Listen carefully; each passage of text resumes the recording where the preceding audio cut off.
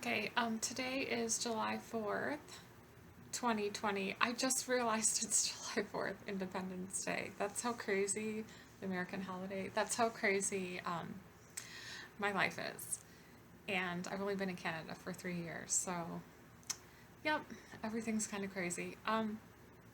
It's been a crazy couple days. I'm still working on appealing my case with WCB.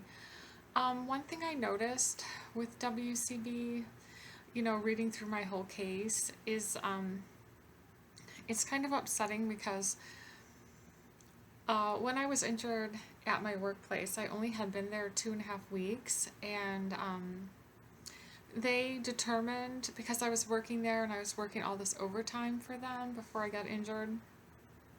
So WCB determined that my income would be $71,000 a year based on what I was paid for that time, for those days. But then they ended up paying me a provisional rate, which was only 40 hours times, 40 hours times $15 an hour, which is minimum wage, and times 90% of that. So that's only 28,000 a year. I think they were paying me 25,000 a year. Not that much money. But anyways, it's kind of upsetting because when I was reading through their documentation, like, I never got a letter saying like, oh, we calculated your rate to be 71,000 a year.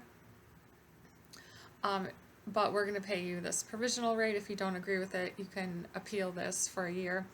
Instead, it was just like, it was documented with WCB, like, the case manager said at the time, her name was Jackie, she said, I spoke with Julia and she was okay with this or something like that. But it was just like really misleading because, I mean, who would agree to like, a third of the money they're entitled to?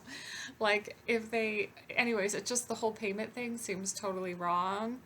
And I kept asking, like, this doesn't seem like this is the right amount of money, and also the reason they dropped me was because I was really upset because they hadn't paid me in 4 weeks. Well, maybe if they had, you know, paid me more of a fair amount, I wouldn't have been so, financially stressed out.